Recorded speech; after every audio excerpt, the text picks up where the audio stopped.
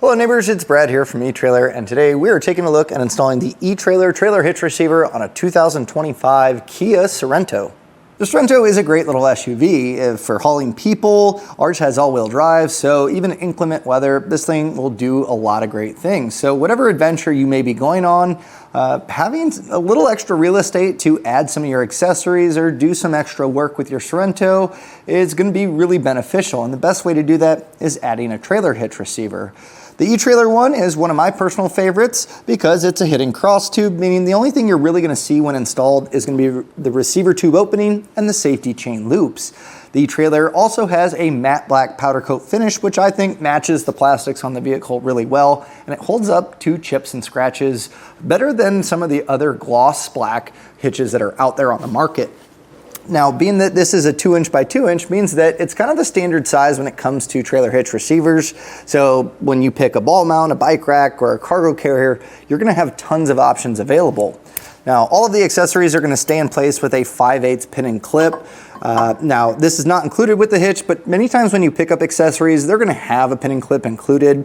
But if not, you can always pick up one here at eTrailer, or if you plan on leaving accessories on for an extended period, it might be worthwhile to get a locking pin and clip. It's a really good deterrent from anyone walking by. They can't just take out the pin and clip and those accessories with them.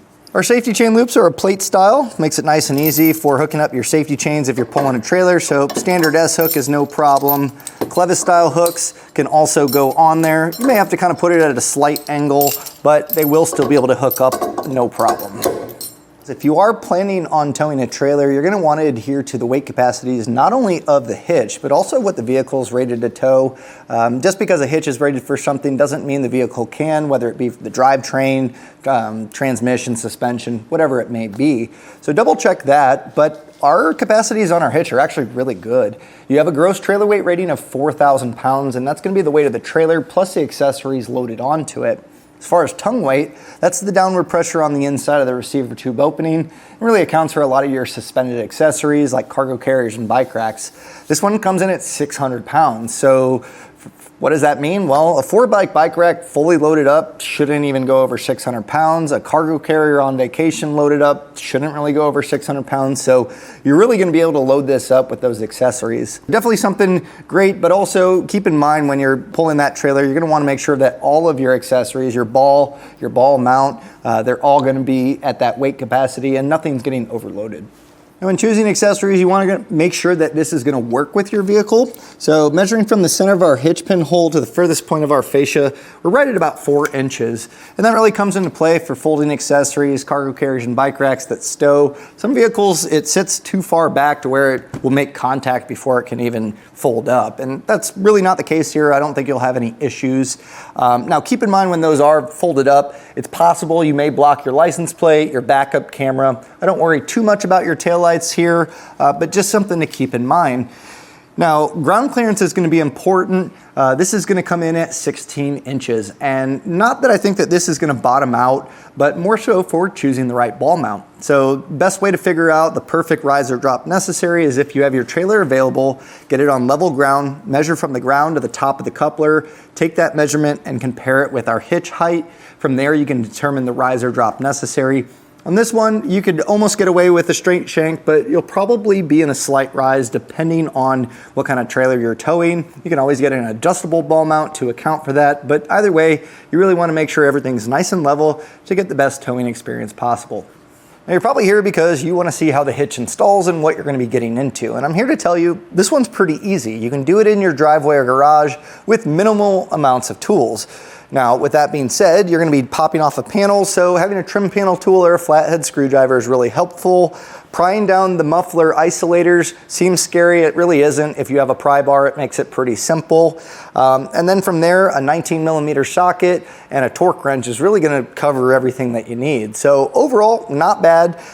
You really don't need to raise this up on a lift like we have here. So definitely something I believe that you can tackle at home. But also if you watch it and you said, you know what, I don't have the time, the place, the tools, or even the want to install that myself. I'd rather let someone else do it. I totally understand. And if that's the case, you can find someone close to you by using our dealer locator. You simply put in your zip code, you'll find a list of shops close to you that can get your hitch installed, as well as maybe trailer wiring at the same time. That way you don't have to worry about the install. You can be out on the road enjoying your adventures. For you DIYers that are going to be tackling this yourself, I'm going to be right alongside with you. So let's take a look at it and get your hitch installed. To begin our installation, something that we're going to want to do that's going to save us a lot of space while working underneath the vehicle is lowering down the spare tire. And if you haven't done that, it's actually pretty easy on this vehicle. Open up your rear hatch, and if you pull back a little bit of this cargo cover, you'll find that you have your spare tools in a foam container in this area. But if you lift those out, that's going to give us access to this circle plastic, and we're just going to get that taken out. So a lot of times you can get it by hand. If not, a flathead screwdriver. You're just going to spin this counterclockwise, and that's going to give us access to a nut, and that's what lowers down our spare tires. So the spare tire tool that you have in your styrofoam, you can use that. We'll just pop this out and get this hex out, and then we'll just rotate this until we get the spare tire lowered down.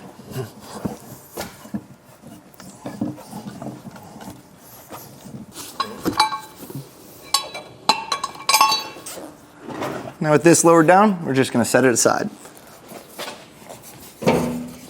Now with that out of the way, we're going to start getting our panel taken down, and this is going to give us access to the frame. That way we can get everything bolted up. So to do that, we have first some plastic push pins that we'll remove. It looks like we just have 3 of them, and you'll see that there's going to be slots in each of them to where you can put a trim panel tool like I have here, or a flathead screwdriver. Just pop that center. The rest of the plastic push pin should come out with it. If it does separate, just make sure you have both of the pieces. And that's something I'll recommend too, is have a nice organized spot to keep any of your hardware. It'll make it a lot easier to get everything put back in place. With those popped out, you'll also notice there's some plastic nuts that go on studs on the frame. And with these, a lot of times you can end up just pulling them down by hand. So I do recommend keeping pressure, so pull down as you loosen these up. These plastic nuts can sometimes go back on those threads. So we'll pull this one down, and then we'll get our other one loosened. And this plastic cover, once we have this removed, we'll just set this aside for now. Now we're also going to need to lower down our muffler by taking off the isolators, and something that you're going to want to do to prevent any damage is going to be supporting the exhaust, because once we lower this down, it puts a lot of weight upstream, and we don't want to bend the exhaust in the process. So I'm on a lift, so I'll be using a cam buckle strap to create a cradle for our muffler. But if you're doing this in your driveway or garage, you can use a block of wood or a cardboard box just to support the exhaust once we lower it down.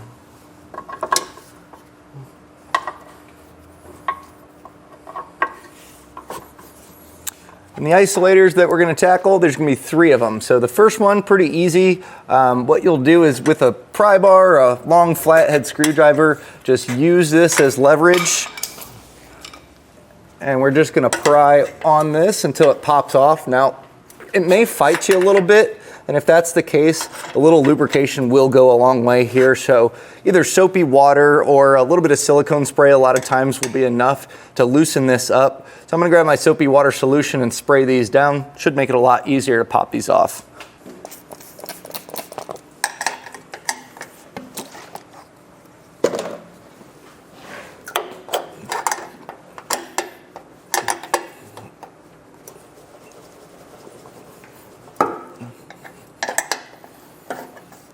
And once we get this one, there's going to be one more that's tucked back a little bit. It'll be a little trickier to get to.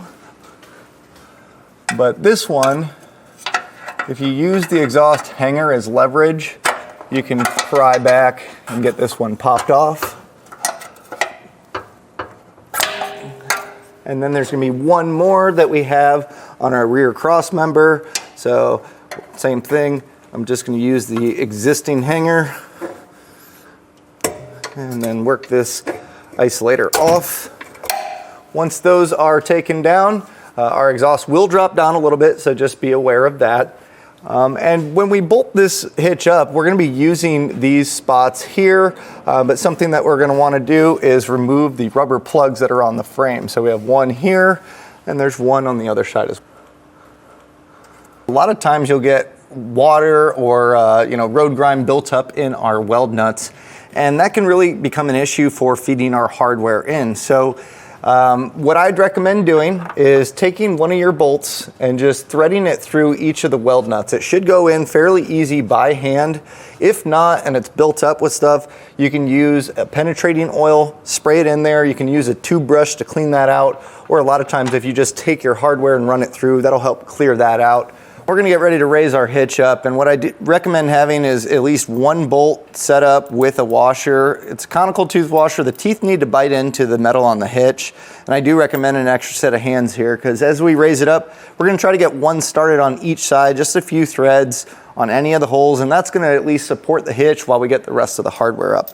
So I have my friend Zeke here. He's gonna help me raise this up, and we'll slide his side over the exhaust. And this should all align to where we can get one of the holes started. So just line that up and thread that in by hand.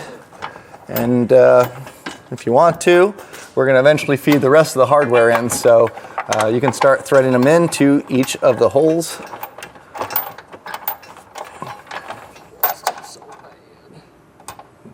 Once you have all of your hardware started, we are going to snug it down using a 19mm socket. You don't need to get crazy here because we're going to come back with a torque wrench. So you don't need to use a heavy impact or anything along those lines. And what I would recommend doing is starting on the bottom. That'll help draw it up, so the side holes in the frame should be lined up a little bit better. Because if you start tightening this down and then the bottom one, it may not be seated properly on the frame. So I'll buzz these vertical ones in first. And get the one underneath the muffler as well. And then I'll go back and do my side ones.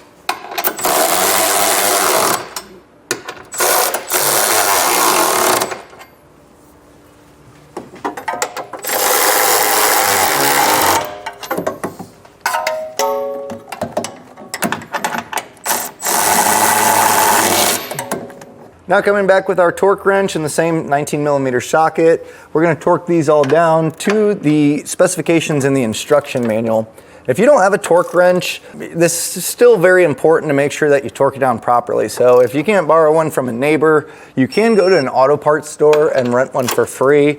But this will just make sure that long term it's going to be tight enough to be able to obviously use our hitch for towing or any accessories, but also not too tight, putting stress on those weld nuts. This will really get it dialed in exactly where we need it. So we'll just go through, get these all torqued down properly.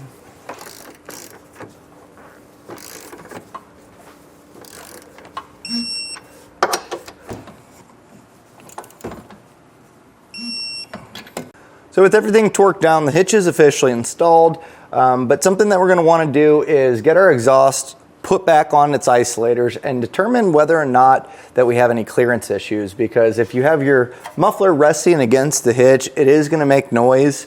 And something to account for that, the instructions will lay it out. This hanger up front, if it is indeed making contact and rattling, what you can do is put a wrench on the outside edge of this and just bend this down slightly. That'll drop the muffler a little bit to give us that clearance, but instead of bending it, I'm going to test to make sure that it's all looking good, and if we need to, I could always bend that up.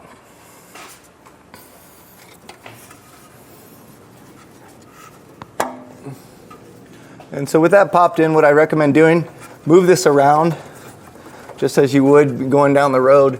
Ours is not making contact, so we are good there. In fact, we still have a decent amount of space here, so I'm not too worried about that. The next thing we need to do is get our underbody panel put back in place. And this should just go around our bolt. Shouldn't cause any issues here, so that's really nice. We'll just make sure that we have all of our tabs slid in here before putting in our plastic push pins.